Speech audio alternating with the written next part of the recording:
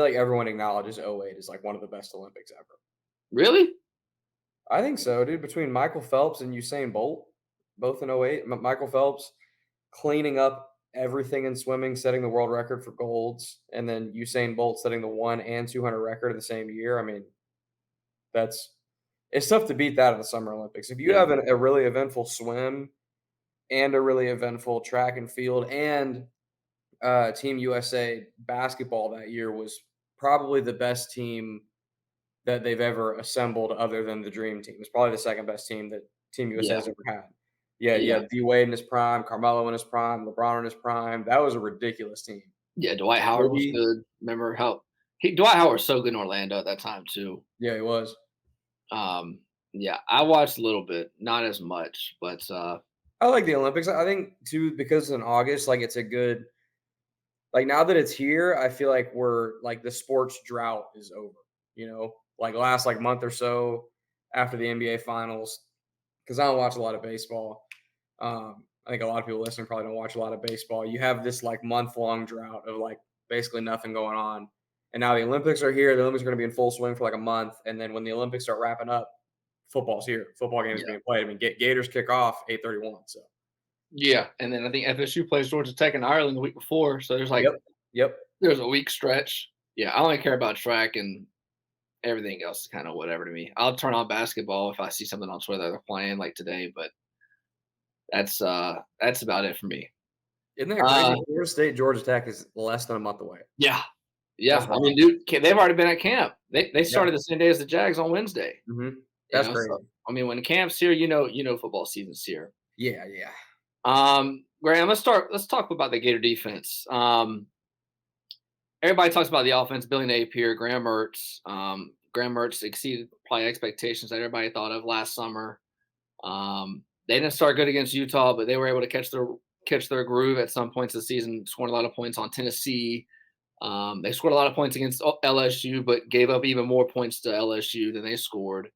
And I feel like this whole offseason has been talked about Billy Napier and what he's going to be able to do with the offense. And I don't feel like fans and the media have covered as much on the defense, whenever the defense has really been the one that's been holding everybody back. I mean, if you look since 2020, the points per game that they've given up 30, 27, 28, and 27 and a half the last 4 years. Last year, they were one of the worst teams in the country in turnover margin, -5. Um, and they were worse than the SEC, even worse than Vandy. I think Vandy was -3.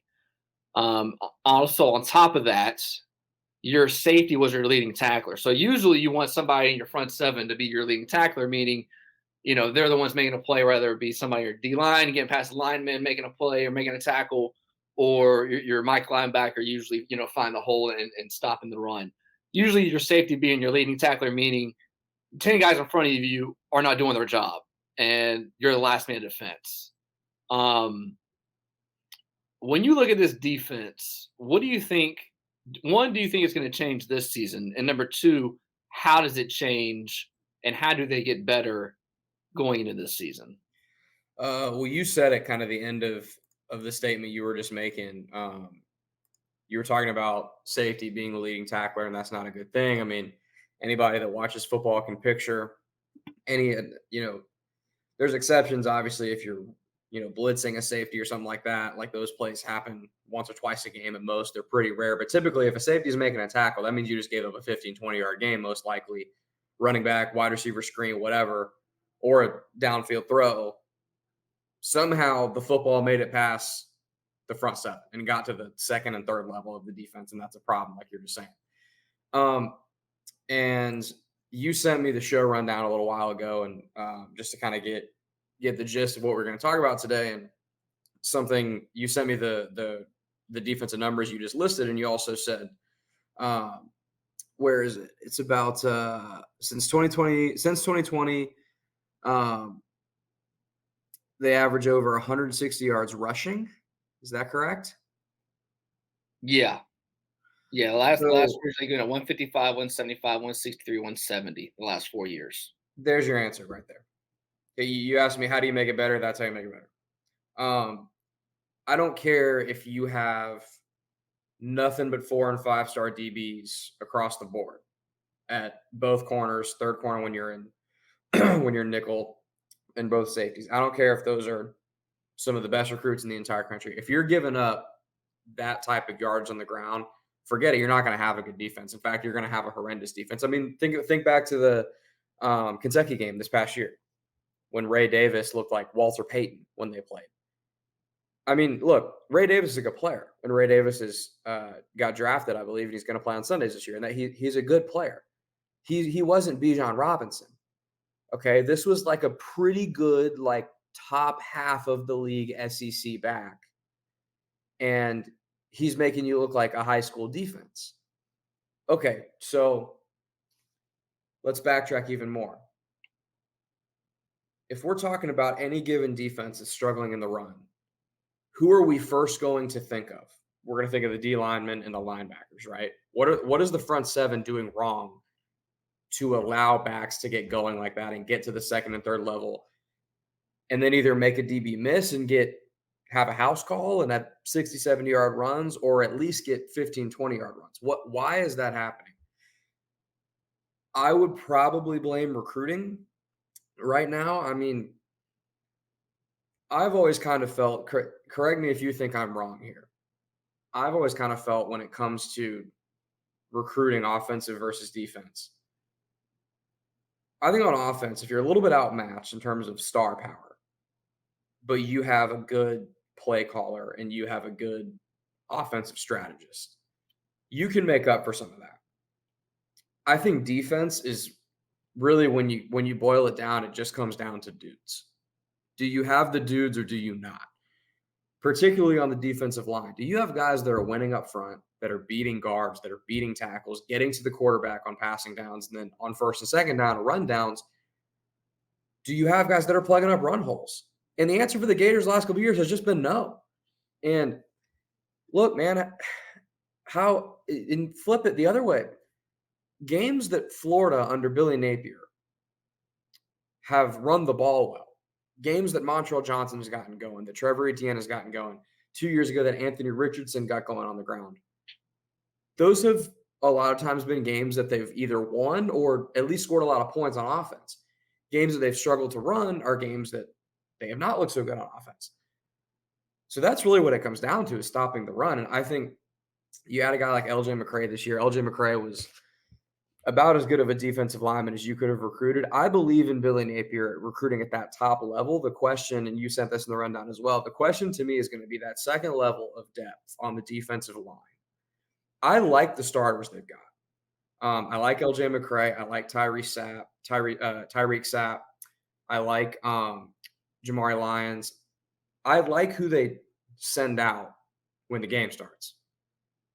Question is, if you give up a couple of first downs and you got to start subbing in D linemen, is that second level of guys going to get the job done? That's probably the number one concern on the team this year to me in terms of like positional concern. Yeah, with everybody's schedule going to be tough now moving forward with Texas and Oklahoma now in the SEC, and you can say this about the Big Ten too. I think this year more than ever, one of the biggest storylines I think that has been really covered is what's the depth going to be like? Because you see in the NFL, you have a 16-game season now, 17. You see teams all the time get hurt just because they play good teams week after week after week, and all the time you see them have to go to backups, and they have to play and they have to perform, and it's like it's not an excuse. You often don't see times like that because to use Alabama, for instance, they always play LSU. It's always a big game week before they have a bye. They always play Auburn. It's usually a big game. Before Auburn, they usually play a cupcake.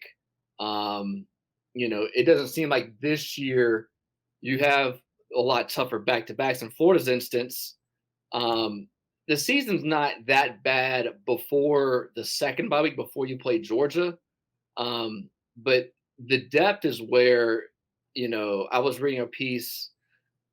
It was somebody that covers the Gators. It might have been Jacob Rudner or Graham Hall. It was one of those two guys.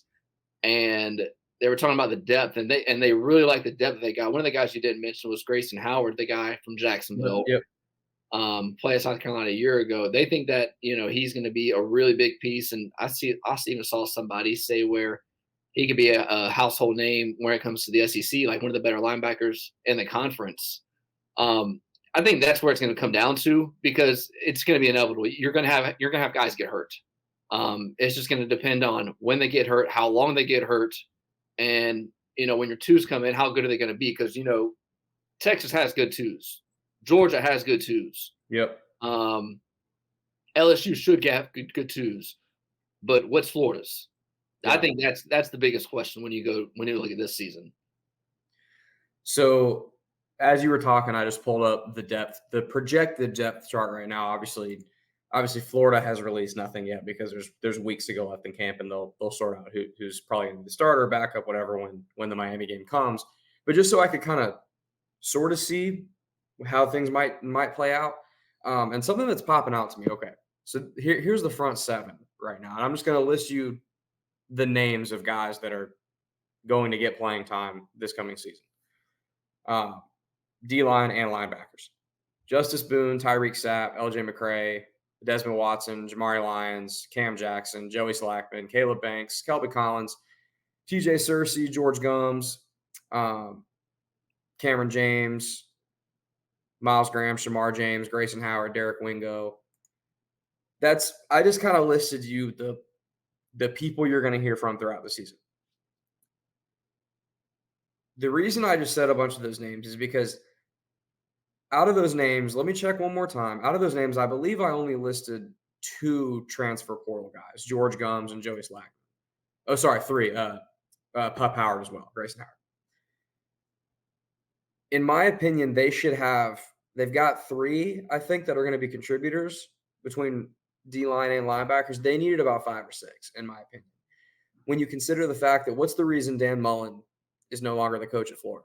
It's Recruiting. recruiting, right? Exactly. Um, I think Billy Napier so far in his tenure has done a decent job of recruiting. Just not it's not like they're pulling in number 1 and number 2 classes though. So Joey Slackman, good get. Grayson Howard, good get. George Gums, good. Like these are good players, but they needed 2 or 3 more in my opinion.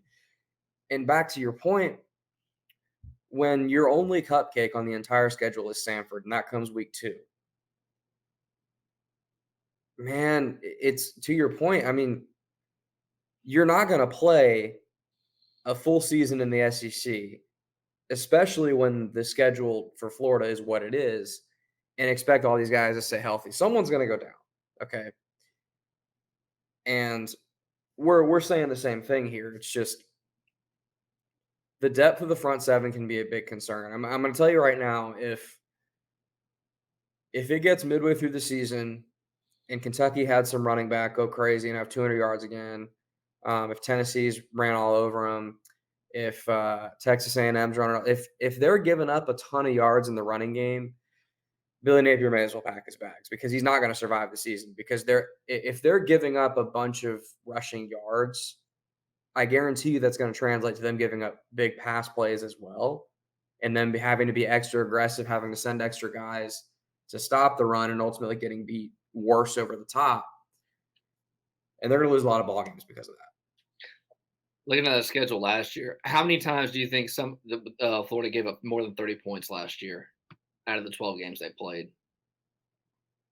More than 30. Can I count LSU as like 4 games because LSU scored about 1,000? I bet they gave up more than 35 times. 6. 6. So half the schedule they gave up more than 30. That's unacceptable, especially when last year they didn't have the schedule they're going to have this year. So they gave up 33 to Kentucky, 39 to South Carolina. Remember that shootout? Yep. 43 to Georgia, 39 to Arkansas. That game was in overtime. Yep. They still gave up more than 30 in regulation. 52 Yep. to LSU, 33 to Missouri. And okay, so And Missouri was a game-winning drive at the very end. yeah, I'll give them Georgia, I'll give them LSU, and I'll kind of give them Missouri.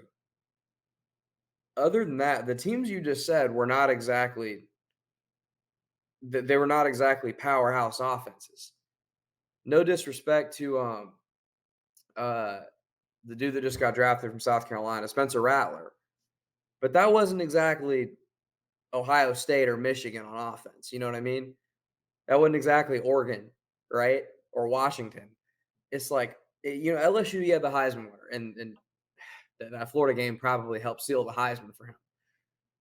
That type of stuff has to stop. Like signature Heisman moments from Jaden Daniels coming against the Gators, that's got to stop. It doesn't mean you're going to shut everyone down. It doesn't mean you're going to go back to the 2019 defense. That was the last time they had a good defense, and that defense was really good. But you can't be a laughing stock defensively anymore. And I would say for myself, and I know you're going to agree with me on this, probably one of the most respected voices and opinions on Gator football is Shane Matthews.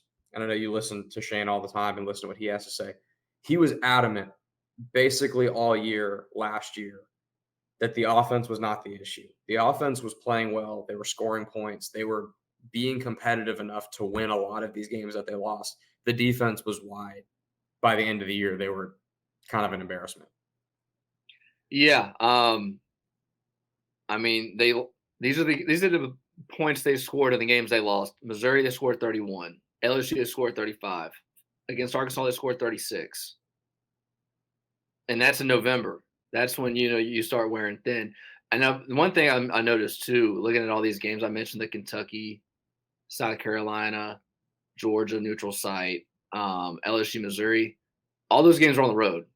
The only game that was at home was against Arkansas, and I don't think Florida's schedule is that bad before Georgia.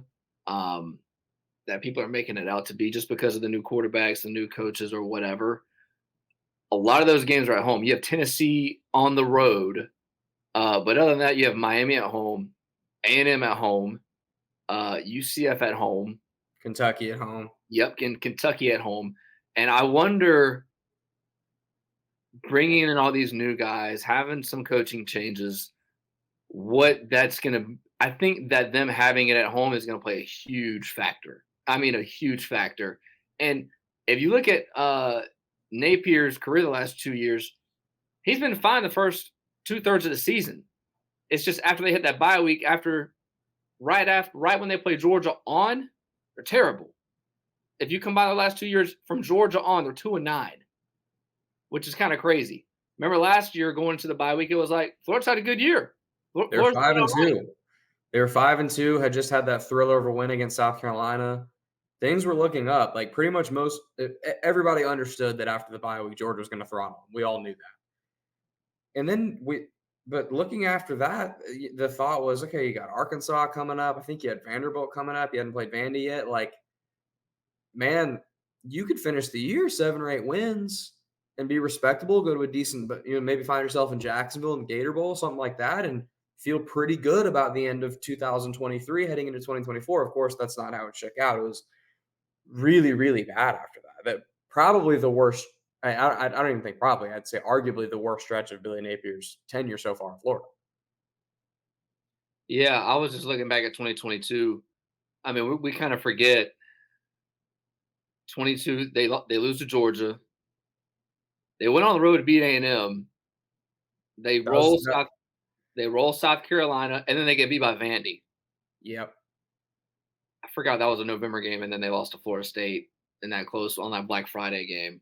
Um, I Well, mean, so sorry to cut you off. In 22 and in 23, they both had something in common toward the end of the season, which was post cocktail party. Both seasons still looked not terrible.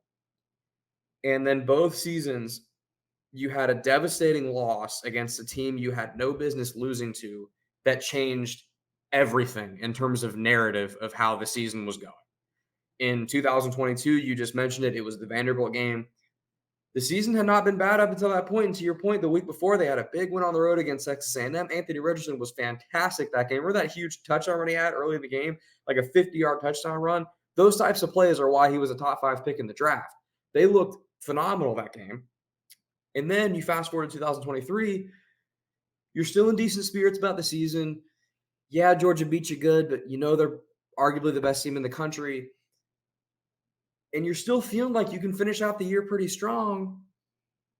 Arkansas, who had been horrible all year, Sam Pittman having like one of the hottest seats in college football, comes into the swamp and beats you. And a big reason they beat you was because remember that disaster of a play they had on the field goal team when the field goal team ran out, but they weren't going to kick the field goal. And then those losses cannot happen. The first year of Billy Napier, it's like, okay, it's year one, like whatever, like you're gonna suffer some tough losses, especially when you consider what he inherited. Like you live with it. This past season, that Arkansas loss was arguably the most inexcusable loss of his coaching career at Florida so far. If he has another loss like that again, he may as well just pack his bags. Looking at this November schedule, it would not surprise me if all these teams they play make the playoff. Like, I think Georgia and Texas are pretty much a lock. I think LSU can if things go their way. I think Ole Miss can, and then Florida State. And the ACC is not that tough. That it would not surprise me if all five of those teams make the playoff. To put it in context, I'd say on paper right now, Florida is like one of FSU's toughest opponents. Oh, 100%. And ask anyone nationally if they think Florida's going to be any good right now. They're all going to say no. So Florida State, I would say almost for sure is going to go to the playoff. I don't see them losing enough games to not make it. And then, yeah, everybody else, LSU is probably the one odd man out. But even still, like to your point, it's not like it'd be some crazy shock if LSU makes the playoff. Yeah. But look, this is the whole crux of what we're talking about. Tell me your thoughts here, but I believe that the Florida offense in these games, I'm relatively confident they're going to figure out a way to score enough points to where they could upset all of those teams other than Georgia. Probably not Texas either. I'd say the other three. Agree or disagree? Take the defense out of it for a second. Can the offense score enough just points? offense. Can the offense score enough points? Like with the LSU game last season. They lost the game because the defense was so horrible, but the offense was plenty good enough to win that football game. It isn't like the offense laid an egg and scored 7 points. Like that was a good offensive performance. The Missouri game was similar. In the last 3 games of the season, LSU, Ole Miss, Florida State, I'm confident that Graham Mertz can lead an offense good enough to win any of those 3 games. Yeah, I think it's going to come to I'm going to say if Trey Wilson, if Eugene Wilson can be healthy and play, Montrell Johnson, if he can stay healthy, and then some other receiver emerges, whether that's Elijah Badger, if Shimmery DK from Wisconsin. Yeah, if Marcus Bird. if Mizell can step up, and come out of nowhere, Or Andy Jean. Yeah, any of these guys that we don't expect to have a big season, if they have not even a good whole season, but just a stretch, a good 3, 4, 5 game stretch in the season where they're getting 5, 6 balls thrown at them, they're getting 10, 12 yards a catch. They can go pound for pound with anybody, I think. And I think they're going to run the ball well, too. I like their stable of backs. I like Johnson. I agree with you. I think Johnson needs to be healthy most of the season as kind of the alpha back, but I think you and I both like Treon Webb a lot. Jaden Ball was fantastic in the spring game. You would think he could emerge. Arliss Boardingham had a decent season last year at tight end. I think he could be even better. So I think we're in agreement here that the offense could and should be productive enough to surprise a whole lot of people this season and turn a whole lot of heads. But the crux of this entire episode that we've made is the defense going to bottom out and not allow them to do so? Yeah, the defense just has to be okay. They don't have to be a top unit in college football. They're not going to be a top unit in college football. But if they can get that average number down to like 20 or less, maybe 21, 22. yeah, I'd say 21. I would too. Because I think you can win a lot of games, this team, the way they're built and who they play, again, take probably Texas out and definitely take Georgia out. Other than that, you could win a lot of games 27-24, 28-21. That's kind of the range I think they would win a lot of these games. And I mean, remember that the season in 2020, your defense was terrible, but your offense went pound for pound. And I think the reason why it did was because good you had good play calling, good quarterback, and you had guys that could go 60 on any given play. You had Yeah. Kadarius Toney that could take a top off of the defense any single play. Same with Van Jefferson. Same with Kyle Pitts. You have that with Trey Wilson. You have that with Montreal Johnson. Probably not as much, but he can go the distance. If everything is right up front. Um, that's the thing that's kind of been lacking. I mean, other than Anthony Richardson that 1 year, there hasn't been guys that there hasn't been a defensive coordinator that goes, okay, we got a scheme for this guy because any given time he can go the distance. That's what you have to ask yourself. And we have to play softer coverage because of this receiver. We have to back our safeties up because of this guy's speed. And then all of a sudden our underneath stuff is more open, our tight ends are more open, our running game is more open. I will say though, like, that is the next step for the offense because they've been a pretty decent offense in terms of consistency, picking up first downs, staying on the field under Billy Napier for the most part. They've had their lapses, but I think particularly last year with Mertz being able to be at the controls and really make things happen. There were a couple games that were bad, but for the most part, I think they did a good job of that. That next step is that explosive play like you're talking about. I need more 60-yard touchdowns, 50-yard touchdowns, big play type of thing from the offense. But when you factor in that this is a ball control offense, this is a long drive, time of possession, ball control type of offense, that should cater to helping the defense out. But last year, it didn't seem to matter. And that's to be honest with you, that's the number one concern I have for this entire year. Yeah, I mean, everything that you just said that Florida needs on offense is what all the offenses have been doing to their defense, having big plays and doing what they want to do and run the ball. And Florida needs to do the same thing this year. So, And the one, just because we've been talking so much about defense in this episode, the one phase of the game we haven't talked about much this offseason on this podcast is the special teams has to at least be neutral. It was a straight up disadvantage for the Gators last year. That's inexcusable. That's inexcusable. I think the second fastest way for Billy Napier to lose his job this season is give up a ton of rushing yards and be terrible on defense. The fastest way is have a kicking issue again. Have 12 guys show up on field goal. Have two number threes on the field on punt return. If that type of stuff happens, I don't know if he'll make it to the cocktail party. and most of special teams is all coaching and practice. Yes. It It's is.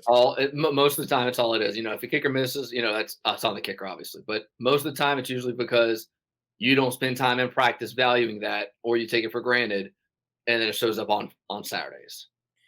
Well, and one of the biggest issues to me as well, which was really concerning, is last year, why did it take until like midway through the season to figure out Trey Smack was your best kicker? I didn't understand that. No, yeah, I hear you. Who was the kicker before that? Florida field goal kickers 2023. I can't remember his name. Adam Mihalik. That's who it was because he's transferred, I believe. That's great podcasting. Let me look it up. Yeah, and the keyboard, we got the keyboard too. Yeah, the keyboard's all you need. But like a cat smashing the keyboard. But Mihalik was terrible. Like the first almost half of the season. And then all of a sudden Trey Smack comes in and he's making everything. Like what? That kind of thing is concerning to me. Like it just adds to the whole special teams being an issue for them. Again, it just needs to be at least a neutral for them. Special teams at least needs to not change the game for the worse. If it's for the better and it helps them win games, obviously that's great. At the very least, you just can't have it lose you games like it has in the last. It was really bad last year, kind of 2 years. Yeah. I tend to agree with you, Graham. All right, that's going to do it for us on this episode of Denmark and Marsh. We'll see y'all next time.